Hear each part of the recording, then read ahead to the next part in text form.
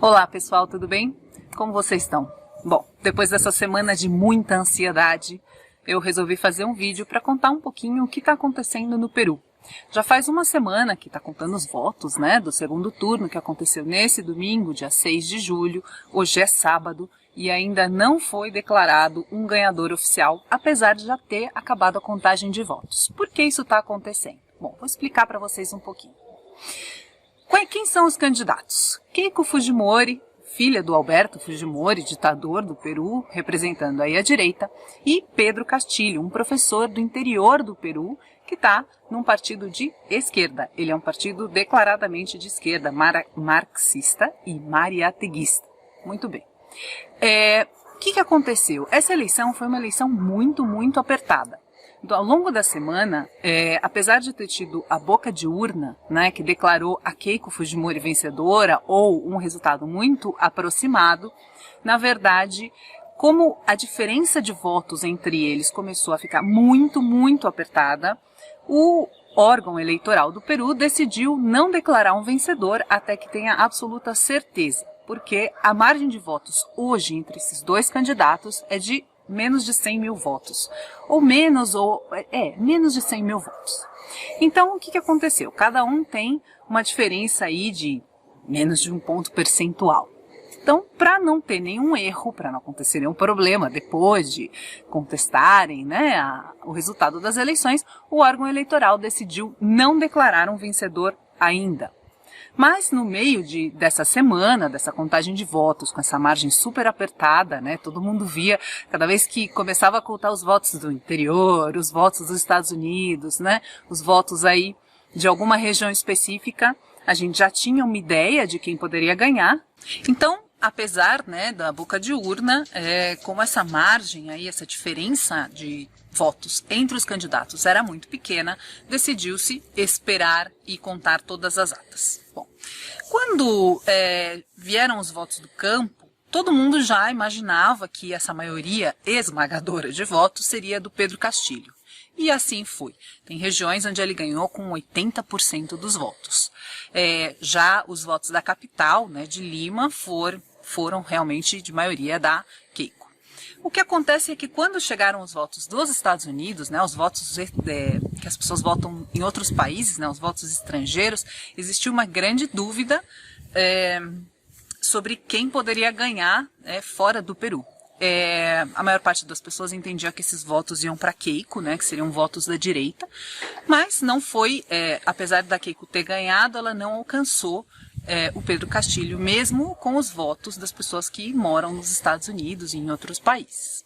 Quando ela percebeu que ela ia perder a eleição pela terceira vez, por uma pequena margem de diferença aí de votos, ela decidiu pedir a revisão de algumas atas de votação. Então, como é a eleição lá? A eleição lá é em papel, Vocês podem ver como ela demora, como ela não é boa. E esses papéis são contados, os votos são contados, os que não estão legíveis são descartados. Depois, com esses dados, você preenche uma ata e essa ata diz quantos votos para Pedro Castillo, quantos votos para Keiko, quantos votos anulados, quantos votos brancos. Muito bem. Quando ela percebeu que ela não ia conseguir reverter o jogo, ela pediu a revisão de... algumas pessoas estão falando em 200, outras em 500 mil votos, mas o fato é que ela pediu a revisão de algumas atas. Bom, o fato é que ela pediu essa revisão e o órgão eleitoral não vai dar o resultado até terminar essa revisão. É por isso que, apesar de já terem contado todos os votos, não existe ainda um ganhador oficial. Quem está ganhando, de acordo com os votos, é o Pedro Castillo, do partido Peru Livre. Essa é a terceira eleição que a Keiko perde por uma pequena margem aí de votos. Mas falando um pouquinho mais de contexto, é necessário entender também qual que é o peso político de cada candidato. A Keiko Fujimori, apesar de ela ter bastante voto, não necessariamente as pessoas votam por ela porque gostam dela. Até porque a imagem do Fujimori, né, do fujimorismo no Peru, não é uma imagem boa. O pai dela foi condenado por crime de lesa humanidade, né, na época que ele era um ditador, inclusive algo que foi bastante mencionado na imprensa, né, pela esterilização forçada de mulheres indígenas e camponesas, que inclusive até hoje esses casos estão sendo analisados pela justiça e essas mulheres estão sendo indenizadas por essas esterilizações forçadas. Elas eram convidadas a passar no médico, a fazer uma revisão de, né, como falam, esse check-up médico, né, que se faz todos os anos, e elas eram operadas e esterilizadas e depois nem ficavam sabendo que tinham sido esterilizadas. Quando elas iam tentar ter filho, é que elas descobriam que elas tinham sido esterilizadas. E foi muito curioso porque a Keiko Fujimori foi na televisão, né, obviamente perguntaram, né, para ela: olha, o que você acha, né, do que aconteceu? Qual é o nome disso, né, se não é esterilização forçada? Fizeram uma pergunta mais ou menos nessa linha e a Keiko Fujimori teve a cara de pau de dizer que aquilo era uma forma de planejamento familiar. Só não consultaram a mulher se ela queria entrar, né? Mas enfim, o fato é que o fujimorismo tem o seu peso no Peru e tem uma grande rejeição. A gente não pode esquecer disso. Por outro lado, a gente tem então o Pedro Castilho, que é um professor, que ele não foi candidato, né? Ele é um líder sindicalista e ele representa a esquerda no Peru. Agora, a esquerda também tem um peso muito grande e muito complicado. Não vou entrar em detalhes nesse vídeo, né? Mas o Peru foi um país que teve a luta armada, que teve grupos guerrilheiros, né? O mais conhecido deles é o Sendero Luminoso. Não vou entrar em detalhes porque essa é uma história bem complicada, né? E eu gosto de explicar as coisas com um pouco mais de detalhes. Mas o fato é que por muitos e muitos anos a esquerda ficou muito associada ao Sendero Luminoso, né? E como foi um período muito complicado, onde teve uma série de problemas, muitas massacres e etc., então esse peso também impediu também a esquerda de que ela avançasse nas questões políticas do país. Então você tinha dois candidatos que tinham históricos muito diferentes, né? Porque a Keiko da elite, a Keiko empresária, a Keiko da direita, do neoliberalismo, de todas aquelas coisas que a gente já conhece, e o Pedro Castilho, um professor do interior, sindicalista, que não tinha nem apoio, nem espaço, né? E ele sofreu aí durante a campanha uma campanha muito suja. Diferente da Keiko, que está respondendo a um processo e que o fato dela não ganhar a eleição pode levar ela para a prisão, o Castilho ele não tem nenhum processo contra ele, né?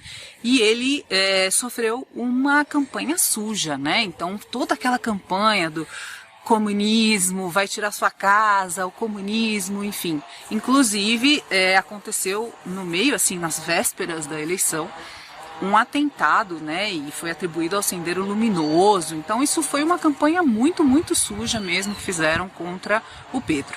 O fato do Pedro ter conseguido a maior parte de votos é algo bastante significativo para o Peru, que não tem um candidato de esquerda que vai tão longe, né, a ponto até de ganhar de fato a eleição. Então é importante entender. Agora, o resultado dessas eleições, esses votos, eles também dizem muito sobre o Peru, né? Em primeiro lugar, a gente precisa entender que o Peru já vive esse neoliberalismo há bastante tempo.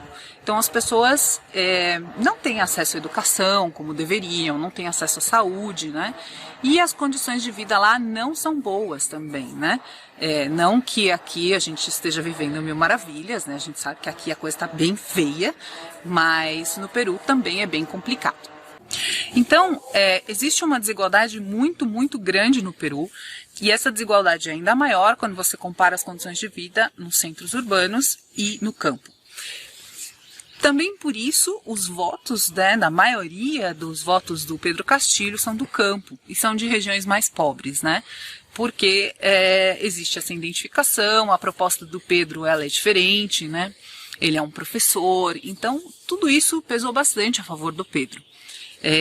Apesar de toda essa campanha suja. Assim, na terça-feira, se você olhasse no Twitter, você já ia ver, terça mais ou menos é quando começa o Castilho a ficar na frente, né?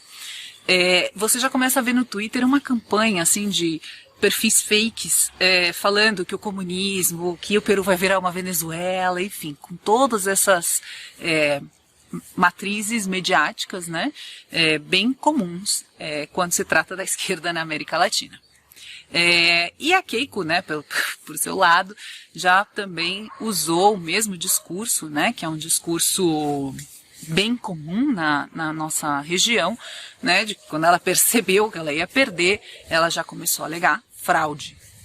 Inclusive, o próprio órgão eleitoral do Peru saiu desmentindo, falando que não aconteceu nenhum problema, não foi identificado nada grave, para que pudessem dizer que houve uma fraude nas eleições do Peru.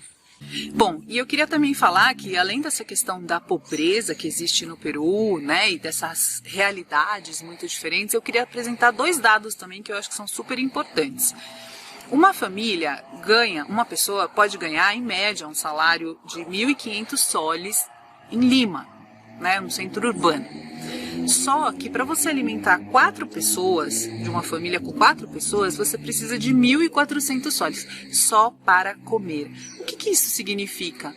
Que a pessoa, na verdade, com um salário mínimo, só come. Então ela não paga aluguel, se ela precisar de um dinheiro para ir num dentista, se ela precisar pagar a educação, se ela precisar comprar roupa, enfim. Então isso para vocês terem uma ideia das condições de vida no Peru. Outro dado que chamou muita atenção, que foi atualizado na verdade na semana passada, é a questão da Covid no Peru. Esse dado chamou muita atenção. Os números de mortes por Covid no Peru foram atualizados e esse número subiu de 70 mil pessoas mortas para 180 mil pessoas mortas. Essa atualização ela é bem significativa, porque você pensa, além das pessoas estarem com uma condição complicada, uma condição difícil de vida, né, onde o salário não dá para fazer as coisas, malemada para sobreviver, você tem ainda uma Covid que muito provavelmente, nos últimos meses, foi noticiada de uma forma, mas foi sentida pela população de outra. Bom, então o que fica de lição? Hoje, então, o Pedro Castillo só vai ser declarado presidente oficial do Peru depois que terminar a revisão das atas pedidas pela Keiko. A Keiko, por sua vez, já teve nessa semana um pedido de prisão decretado porque ela responde um processo dentro da Lava Jato de lavagem de dinheiro. A prisão dela está bem próxima. Eu acredito que a hora que derem a declaração oficial, né, de que ela perdeu a eleição, muito provavelmente ela vai ser presa. Agora, a política no Peru é bem complicada. O Pedro Castillo ele vai ter muita dificuldade de governar porque, não sei quem acompanhou aqui o Peru no último ano, né, 2020, o Martín Vizcarra ele foi empichado. Empichada é a palavra errada, né? Mas ele foi deposto, né, do cargo dele pelo Congresso. E ele já tinha passado por um monte de coisa, ele tinha trocado todos os ministros. Teve uma hora que tem um momento em que ele troca 15 ministros de uma vez só. Então a política lá é bem complicada, eles estão agora com um cenário bem fragmentado, nenhum partido tem uma maioria absoluta, precisa ter algum acordo e vamos esperar para ver o que o Castillo vai fazer a hora que ele for declarado presidente, mas ele vai precisar de algum tipo de aliança, com certeza, para governar. Outra lição que fica do Peru é que o voto em papel não serve, né? Demora muito, causa muita incerteza no cenário político e vou rezar para que isso não aconteça por aqui.